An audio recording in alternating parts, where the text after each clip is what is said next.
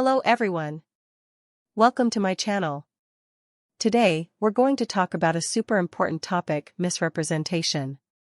It may sound a bit fancy, but don't worry, I'll explain it to you. So, what does this guideline mean? As candidates or professionals, we must not intentionally say things that are untrue. We can't use our talent to spread false information, otherwise, the consequences could be unimaginable. Speaking of misrepresentation, you might ask, what exactly is misrepresentation? What are the consequences? Simply put, it means you're talking nonsense, making false claims, and spreading misleading information. You know what? This can mislead people. One slip up and your audience will catch you, and your credibility will plummet. So, my friends, as professionals, we must take responsibility for every word we say. Whether in written reports, oral presentations, or advertisements, we must not engage in misrepresentation. Even if you're drunk, you can't use being intoxicated as an excuse to say unreliable things, because sometimes drunk talk can be quite reliable, right? And remember, expressing the same fact consistently across different channels is crucial. You can't say one thing on channel A and another thing on channel B. Such inconsistent statements are also forms of misrepresentation.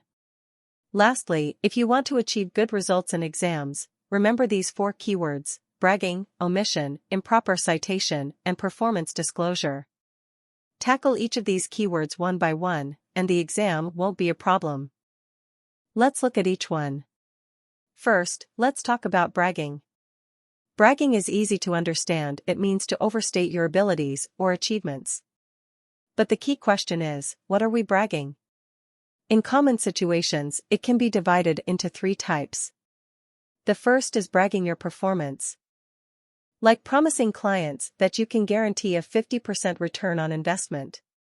However, such a commitment is bragging because investment returns in the financial field are volatile and uncertain.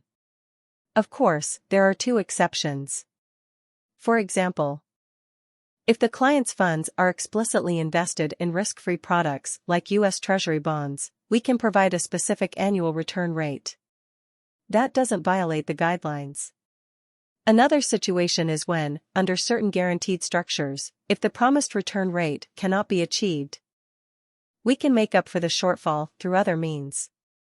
Apart from these 2 cases, any behavior that guarantees returns is inappropriate. So, we must be cautious when it comes to bragging investment returns. Therefore, as professionals, we need to take responsibility for our words and actions.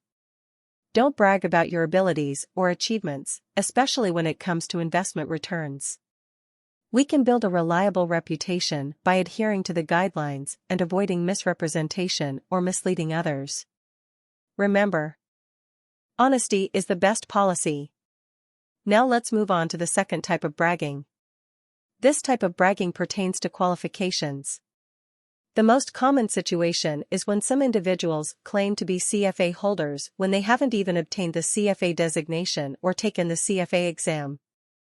This issue exists not only in the financial industry but also in the education and training sectors. Some people even claim to be CFA charter holders without completing the CFA exam. Here, I'll share 2 actual cases with you. I've encountered individuals who claimed to be CFA charter holders but hadn't completed the exam. They continued to take the exam, but the exam locations were relatively challenging because they might encounter people who had taken their courses before. So, in the end, they hoped to take the exam in a different location where they were less likely to be recognized. However, luck wasn't on their side, and they were caught red-handed by a fellow candidate who knew them from their previous failed attempts. Needless to say, their credibility was shattered. And the consequences were severe. This brings us to the third type of bragging, which involves professional experience. It's not uncommon for individuals to embellish their work history or claim to have expertise in areas where they have little to no experience. For example, someone might state that they have 10 years of experience in portfolio management when they only have a few months of relevant experience. Such misrepresentations not only mislead potential employers or clients, but also undermine the trust and integrity of the industry as a whole. To avoid misrepresentation of qualifications and experience, it's crucial to be honest and transparent. Don't claim credentials or experience that you don't possess. Instead, focus on showcasing your genuine qualifications, skills, and achievements. It's better to be authentic and build a reputation based on your actual abilities rather than relying on false claims that can be easily exposed. Moving on to the next keyword. Omission. This refers to intentionally leaving out important information or facts that could influence the audience's perception or decision-making. Omission can occur in various contexts, such as when presenting investment opportunities, sharing research findings, or disclosing potential risks. By selectively omitting crucial details, one can create a biased or incomplete picture, leading others to make uninformed choices or decisions. In terms of omission, there are common situations where incomplete information is provided. In exams, there are several common scenarios. Firstly, when using quantitative models, the models have various assumptions, and the results depend on input variables. If you intentionally disclose only the results under favorable economic conditions while disregarding the results under unfavorable economic conditions, you violate the misrepresentation principle, Guideline 1(c). You must provide complete information, including the model's results under different circumstances. Secondly, it's important to note that predictions derived from models are just opinions and not facts. Models only make forecasts, which differ from actual facts. We can only validate facts after they occur. Therefore, be careful not to present the results of models as facts. Another common situation is in performance attribution analysis, especially when constructing composites of investment portfolios with similar objectives. In a composite, all portfolios must be included. And you cannot selectively choose well-performing portfolios to form the composite.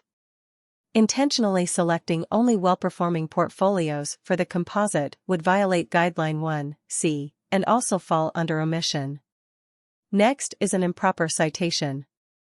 If you directly use someone else's ideas, materials, or charts without proper attribution, presenting them as your own, it constitutes plagiarism and improper citation, which also involves misrepresentation. In addition, two special situations need attention regarding improper citation. For example, if you fabricate a quote from a celebrity and cite it as if a famous analyst said it, you would also violate misrepresentation. It's important to note that many people make up famous quotes when writing essays, but in reality, these quotes are often fabricated. Doing so would violate Guideline 1(c) regarding misrepresentation. In summary, in exams, omission commonly occurs when providing incomplete information, including intentionally disregarding certain situations, not providing complete model results, or not including all investment portfolios. Improper citation includes plagiarizing others' materials, fabricating quotes from celebrities, or presenting your own ideas as someone else's. These actions all violate Guideline 1(c) regarding misrepresentation. I hope these explanations help you. Now, let's consider another situation, when you come across someone's viewpoint but instead of using it directly, you modify, categorize, or add your own thoughts and present it as your own. Does this actually violate the principle of misrepresentation? In this situation, if you fail to properly cite and clearly indicate the source of the original viewpoint, it may constitute misrepresentation. By utilizing someone else's work, you must provide proper citations. Without doing so, you would mislead others, violating the principle of misrepresentation. Similarly, when directly using someone else's model or concept, proper citation is necessary, adhering to the original author's assumptions or concepts. However, not all situations require detailed citations. Each case needs to be analyzed individually.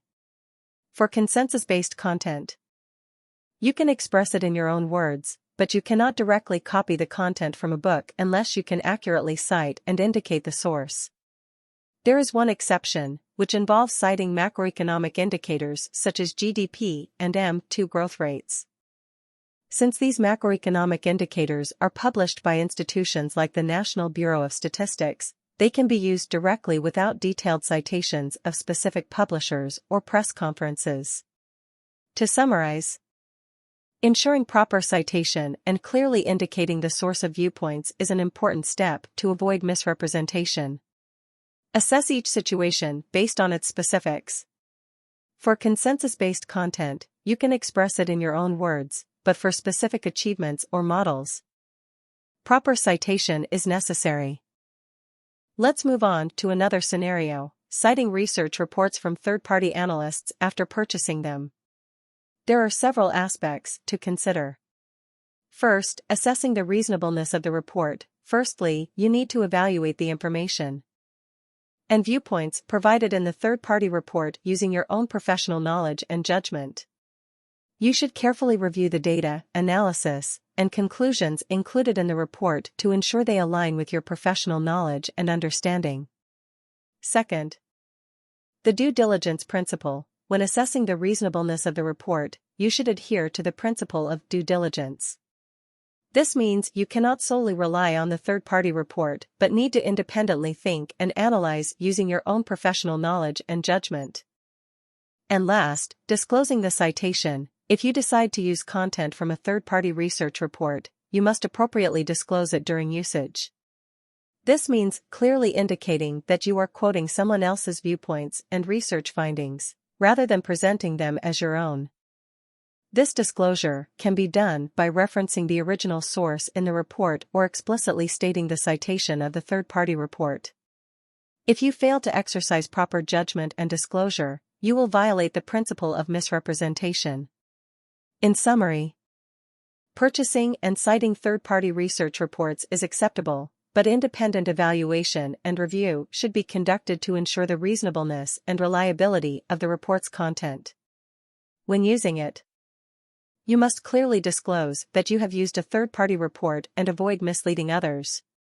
By doing so, you will comply with professional standards and ethical requirements. Let's move on to another scenario, referencing the accomplishments of a former employee.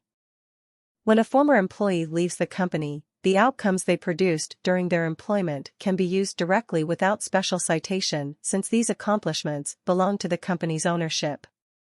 However, if the accomplishments made by the former employee in their personal capacity during their spare time are used, it is necessary to specifically attribute them to their name to avoid misstatements and clearly differentiate between personal and company ownership. The last keyword is performance disclosure. In performance disclosure, we should adhere to the following key principles. First, appropriate selection of performance benchmarks. As a fund manager or investor, when disclosing performance, it's crucial to select suitable benchmarks. Avoid choosing benchmarks that are obviously biased or inappropriate to ensure comparability and accuracy in performance comparisons. Then, avoid misleading performance representation. Choosing improper benchmarks may lead to overestimating or underestimating investment performance. It's essential to select benchmarks that align with the asset class and strategy to avoid misleading the audience's understanding of performance. Last but not least, scientific valuation methods. In the valuation process, using scientific and rational valuation methods is crucial. Employing unscientific or misleading valuation methods may distort investment results, posing risks of misrepresentation. Ensure the use of reliable valuation methods to accurately reflect the investment's value. Thank you all for watching this video. In this video, we discussed some important principles of misrepresentation. We explored how to avoid misleading others, ensure transparency, and properly cite others' viewpoints and research findings. In the next video, we will provide specific examples to further illustrate the application of these principles. We will share real-life cases that will help you better understand how to adhere to these principles in practical scenarios.